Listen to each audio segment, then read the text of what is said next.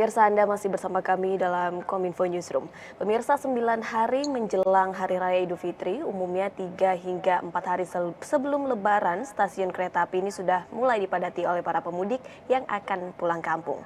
Kereta menjadi moda transportasi yang banyak dipilih masyarakat karena daya jangkauannya yang luas. Nah, dari ratusan ribu orang yang akan berpergian secara bersamaan menuju ke halaman kampungnya masing-masing, bagaimanakah kemudian PT KAI menghadapi lonjakan pemudik Lebaran pada tahun ini?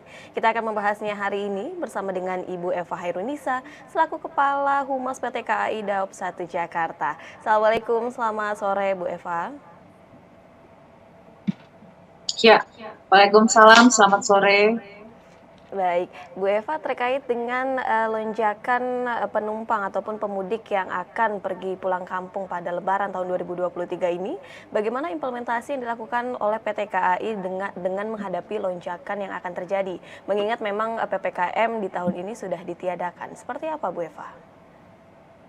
Ya, baik. Jadi memang kami pun juga memprediksi ya bahwa untuk tahun ini sendiri akan terjadi peningkatan pengguna jasa dalam masa angkutan Lebaran di 2023 ini. Nah, memang terkait hal tersebut sejumlah upaya untuk dapat mengakomodir kebutuhan pengguna jasa yang akan mudik menggunakan jasa kereta api, kita melakukan berbagai upaya termasuk upaya-upaya untuk peningkatan layanan. Salah satunya diantaranya dengan memberangkatkan KA-KA tambahan.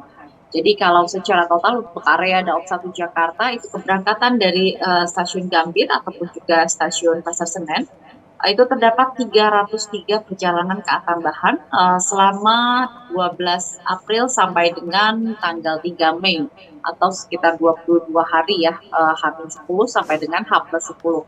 Itu ada 303 perjalanan KA tambahan. Sehingga secara total pada masa 22 hari H-10 sampai dengan H+10 untuk dari Daob 1 Jakarta sendiri secara total akan memberangkatkan operasional KA sebanyak 1.513 KA untuk keberangkatan kereta api jarak jauh. Nah, kemudian dari jumlah KA tersebut juga terdapat ketersediaan tempat duduk sampai dengan 1 juta tempat duduk. Nah, dan dari jumlah tersebut sampai dengan saat ini, kalau kita melihat data pemesanan tiket yang dilakukan oleh pengguna jasa masyarakat, ini sekitar 525.000 diantaranya itu sudah dipesan atau sudah terjual untuk keberangkatan di masa angkutan Lebaran. Dan memang mayoritas dari angka 525.000 tersebut ini memilih untuk jadwal keberangkatan tanggal 13 April ya, saya 13 April sampai dengan tanggal 24 April atau H-9 sampai dengan H-9 sampai dengan H2 Lebaran. Jadi kalau kita melihat data pemesanan, memang seperti hari ini tanggal 13 April, ini di stasiun Pasar Senen sudah mulai mengalami peningkatan pengguna jasa yang berangkat. Kalau biasanya normalnya itu sekitar 6.000, untuk hari ini yang berangkat dari stasiun Pasar Senen ada sekitar 13.500 pengguna jasa. Nah, kemudian kalau kita melihat lagi dari data pemesanan tiket, memang untuk tanggal-tanggal tertentu yang menjadi tanggal favorit dan juga relasi-relasi tertentu ini okupansinya sudah mencapai 90 sampai dengan 100%, itu ada di tanggal 17 April sampai dengan tanggal 21 April. Nah, dan tertinggi kalau data pemesanan itu pemilihan jadwal tertinggi itu di tanggal 21 April, okupansi sudah mencapai 100%. Nah, sehingga bagi pengguna jasa yang baru akan melakukan pemesanan, bagi masyarakat yang baru akan melakukan pemesanan, ini mungkin bisa mencari sejumlah alternatif tanggal lainnya di atas tanggal 17 atau tanggal 22 April seperti itu. Karena memang pemesanan tiket untuk masa angkutan Lebaran menggunakan kereta api jarak jauh ini sudah dibuka sejak 1 bulan lalu ya, sudah lebih dari 1 bulan, sekitar 45 hari yang lalu.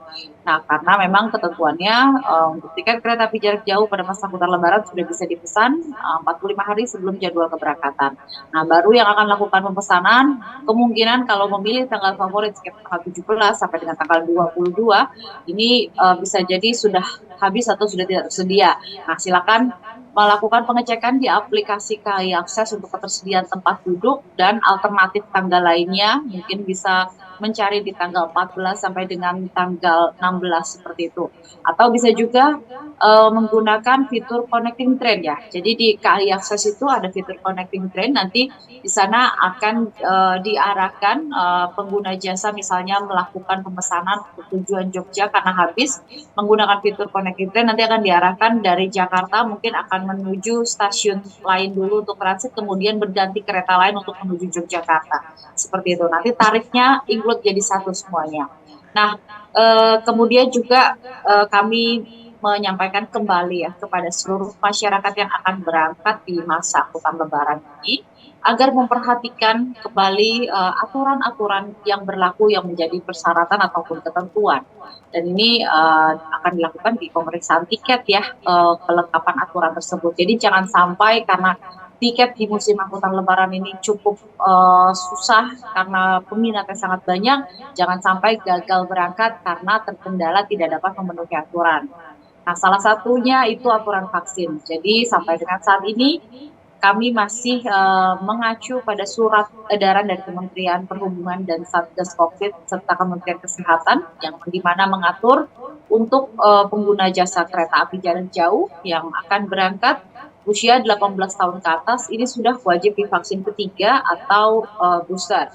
Nah, kemudian untuk usia 13 sampai dengan 17 tahun ini sudah wajib divaksin kedua ya, untuk divaksin kedua, dan kemudian untuk usia 6 sampai dengan 12 tahun jika belum divaksin ini bisa menggunakan surat keterangan dari puskesmas atau juga berjalan didampingi dengan orang dewasa yang memenuhi persyaratan vaksin tadi.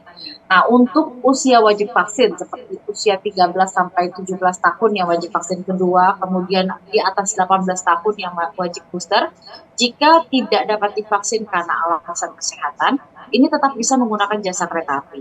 Asalkan pada saat melakukan pemeriksaan tiket ini membawa surat keterangan dari dokter rumah sakit yang menyatakan bahwa kondisinya tidak dapat divaksin karena memang ada alasan medis tertentu seperti itu. Jadi mungkin ini yang sangat kita ingatkan kembali dan kita sosialisasikan selalu ya mengenai aturan-aturan yang harus dipenuhi saat akan menggunakan kereta api jarak jauh. Ya, PT KAI Daob 1 Jakarta ini melakukan upaya meningkatkan layanan bagi para pemudik dengan menambahkan tadi sebanyak 303 kereta tambahan yang dimulai tanggal 12 hingga 3 Mei, totalnya selama 22 hari dengan total 1.513 kereta api jarak jauh, demikian ya Bu. Kemudian juga bagi masyarakat diimbau yang belum memiliki tiket dapat membeli tiket di atas tanggal 17 hingga 22 dan juga dapat mengecek secara berkala di aplikasi KAI Akses. Kemudian hari ini juga sudah dimulai ini ya Bu, perjalanan masyarakat di stasiun Pasar Senen dan bagaimana situasi hingga kini di sana, apakah terbilang kondusif dan juga aman dan apakah ada semacam aplikasi digital yang digunakan PT KAI untuk mengurai kepadatan antrean para pemudik yang berdatangan ini Bu Eva? Ya, baik. Jadi kalau kita melihat secara keseluruhan termasuk sebagai contoh di Nataru kemarin ya dengan angka-angka yang cukup tinggi yang berangkat, baik itu di Pasar Senen ini kondusif karena memang secara fasilitas stasiun kita juga melakukan sejumlah peningkatan. Sebagai contoh salah satunya itu peningkatan penambahan dari jumlah titik area pemeriksaan tiket atau boarding seperti itu. Dan kemudian secara digitalisasi juga kita sekarang untuk mempermudah seluruh pengguna jasa bagi yang membeli tiket melalui aplikasi KAI Akses ini tidak perlu lagi melakukan pencetakan tiket, tapi cukup dengan menunjukkan e-boarding pass yang ada di perangkat ponselnya masing-masing seperti itu ya. Nah, kemudian kami sangat menyarankan sehingga dapat melakukan pembelian tiket melalui aplikasi KAI Akses sehingga akan lebih dimudahkan pada saat melakukan proses boarding juga. Dan kemudian kami juga saat ini sistem boarding kami sudah terintegrasi dengan aplikasi peduli Satu Sehat ya. atau yang sebelumnya Peduli Lindungi ini sudah terintegrasi sehingga untuk pemeriksaan vaksin, ketentuan vaksin di area boarding ini tidak dilakukan lagi secara manual. Jadi secara otomatis bagi pengguna jasa yang sudah Dir dan melakukan Pasar vaksin Senen ini untuk akan periode 17 terlihat sampai datanya 22 April. pada sistem boarding kami Dalam keterangannya di seperti itu. Dan Jakarta ini Rabu 5 hal-hal April, secara Eva mengatakan peningkatan dari sisi digitalisasi yang kita lakukan untuk pelayanan penumpang. Kemudian juga saat ini kita juga sudah memberikan memasang ya sejumlah perangkat pencetak tiket yang dapat dioperasi secara mandiri oleh seluruh calon pengguna jasa di stasiun sehingga akan lebih memudahkan untuk melakukan pencetakan tiket, tidak perlu lagi menuju ke loket ataupun customer service seperti itu. Dan sejumlah hal lainnya selain dari sisi digitalisasi tersebut kita juga melakukan peningkatan layanan seperti menambah kursi tunggu yang ada di area stasiun itu seperti Pasar Senen ataupun juga stasiun Gambir. Kami juga menyiapkan area lokasi bermain anak yang kita harapkan ini dapat lebih memberikan kenyamanan bagi orang tua yang membawa anak karena biasanya karakternya untuk di musim angkutan Lebaran sendiri ini cukup banyak calon pengguna yang berpergian membawa anak-anak ya seperti itu. Jadi ini kita perluas area untuk bermain anaknya juga.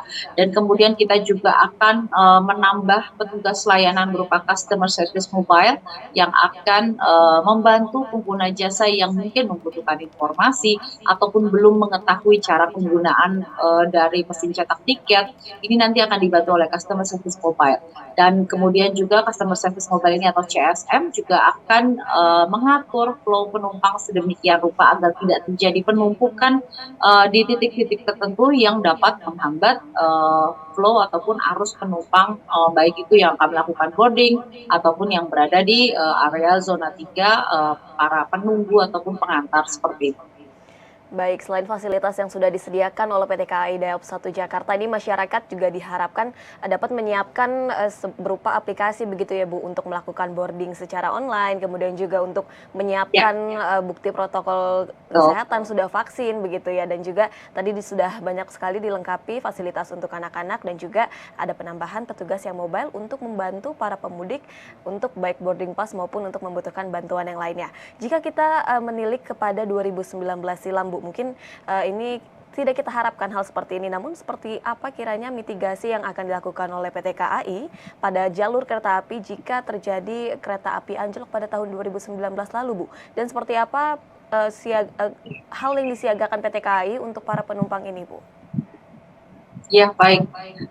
Jadi kalau untuk antisipasi terkait jika suatu waktu yang terjadi kondisi-kondisi khusus yang dapat menghambat perjalanan ataupun menjadi kendala operasional KA, kami juga sudah menyiapkan khususnya di titik-titik yang menjadi pantauan khusus kami. Ini sekitar ada 19 titik lokasi yang kita gunakan untuk meletakkan alat material untuk siaga ya, AMUS, alat material untuk siaga. Jadi kita letakkan di 19 titik dengan tujuan jika sewaktu-waktu terjadi kondisi kendala operasional kereta api dilintas, nanti ini untuk proses perbaikan ataupun proses pemenuhan material yang dibutuhkan ini akan lebih cepat. Jadi AMUS ini ada di 19 titik seperti salah satunya Karawang, Cikampek, kemudian juga di area Jakarta Kota, kemudian juga ada di Bekasi seperti itu ya, menyebar di beberapa titik sehingga untuk percepatan penanganan jika sewaktu-waktu ada kendala operasional. Nah, kemudian di titik-titik rawan seperti misalnya itu rawan longsor atau banjir, ini kita juga menempatkan petugas khusus posko di sekitar 19 titik, 20 titik maaf kalau untuk penjagaan daerah rawan. Jadi ini ada petugas posko yang akan melakukan pemantauan dan melakukan koordinasi secara berkala sehingga jika dilihat ada hal-hal yang mungkin dapat mengancam ataupun membahayakan perjalanan KA, penanganan akan lebih cepat dilakukan ataupun antisipasi bisa dilakukan oleh teman-teman dari prasarana. Selain juga tentunya jumlah petugas dari yang melakukan pemeriksaan ke prasarana jalur rel ataupun prasarana lainnya ini juga ditambah.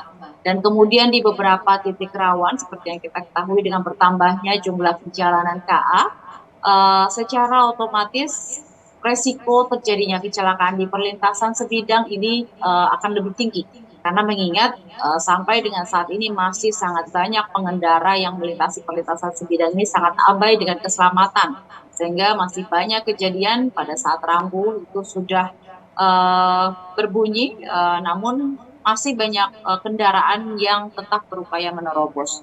Nah, ini petugas-petugas penjagaan di titik-titik perlintasan yang khususnya juga perlintasan liar ini kita tambah juga, dan kita juga melakukan sosialisasi ke masyarakat setempat juga ke pengendara di area-area titik perlintasan liar yang cukup padat kendaraan dan juga kita tetapkan sebagai titik rawan seperti itu. Baik, menyiapkan 19 titik untuk bantuan operasional dan juga 20 titik untuk pemantauan posko pemantauan. Terakhir Bu Eva, apakah di posko pemantauan ini akan ada semacam fasilitas kesehatan seperti adanya klinik dan juga dokter begitu Bu Eva?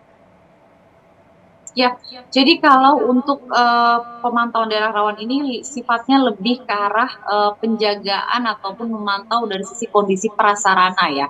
Kondisi prasarana itu seperti misalnya jalur rel, persinyalan, atau mungkin listrik aliran atas seperti itu. Nah, untuk dokter sendiri, ini kita siapkan tentunya di stasiun-stasiun pemberangkatan KA jarak jauh dan sejumlah stasiun lainnya, karena fokusnya itu nanti lebih ke arah untuk penanganan jika ada calon pengguna jasa ataupun pengguna yang mengalami kondisi tertentu seperti sakit, baik itu di stasiun sebelum berangkat ataupun juga di perjalanan KA.